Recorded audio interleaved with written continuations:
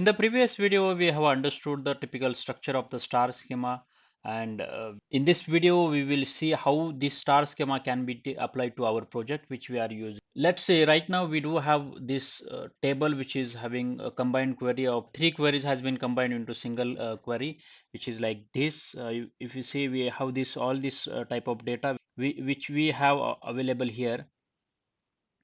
Now, what we are going to do, this is the combined query, and this table is not like a fact table or not a dimension table, but to make a star schema like structure, what we will do, we have this table. First of all, we will make this table as a fact table where we will add two columns, which is age, country ID, age group ID. This is a unique identifier for this table, and year, gender, these two columns we will keep, and this population. So basically we will try to keep this country ID, then age group ID we are going to add it, country and age group we are going to remove this from this column.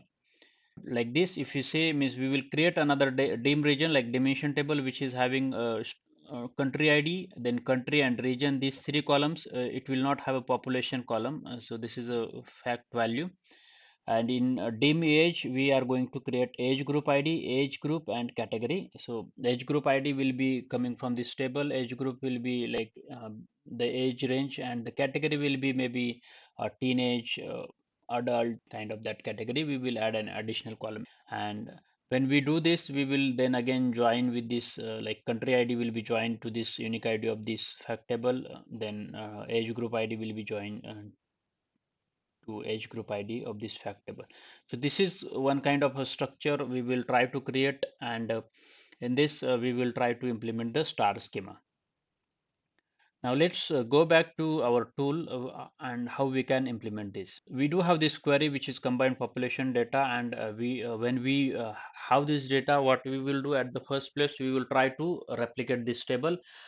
Before we replicate this table, we'll try to understand, means there are two things which are available with this. Like if you right click on this, there is option of duplicate and reference. No, and also this is there is an option here as well, duplicate and reference. Why we wanted to duplicate this table, and then because we wanted to create two new dimension tables and just modify the existing tables, we just wanted to remove some of the columns from this current query, and then create another two tables which will have this only dimension columns and not the fact column. That's why we wanted to see these duplicates and reference. Before we implement this, let's try to understand what is the difference between duplicate and reference. Now, as we can see, these are the this is one column which is we are having, and we have applied different steps like removed column, sorted. There are so many steps we have applied. As we can see here, these are the different steps. Now, let's try to understand a reference. When we say reference, then that means but Power BI desktop will create another query which will reference to the original query. But this source steps, whatever are there, will not be applied to this reference. We can create multiple reference table, like this is the reference one, and then we can create another reference to, like this columns. We like these queries we can create, and this will be created as a new tables. This is just a referencing or pointing to the original query, but these are the separate table. Only thing is, what are the steps which are applied in between for this particular original query will not be applicable to this reference. Regarding the reference thing, there is one thing which is, suppose if you have created this reference table here, and if you are trying to modify this query, or just try to delete this table, then it may not be possible to delete it. Let's try to see it. We have already seen this in append queries video, where we can see that this is the data population. The first two queries is combined with the third query. That is why it is like this, and this is just nothing but a reference table. So if you just try to delete this, then it will not say that this cannot be deleted because it is being referenced by another query. This is nothing but a reference query, we can say, to this table. Now let's try to understand the duplicates. What happens when we do a duplicates?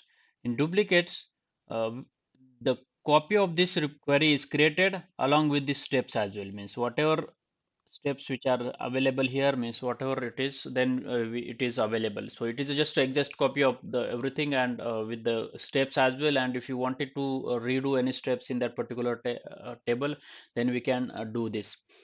So this is the difference between these two table. Basically, when we say query, which one to use, whether it is a reference or a duplicate, when we wanted to modify the existing original query or maybe a delete, then we should not be using the reference one. We should use the duplicate one, because that will be helpful to work it as independent table or independent query, and this will be reference. So as this is a dependency to this original table, then it may possible that we cannot delete this data if it is not required.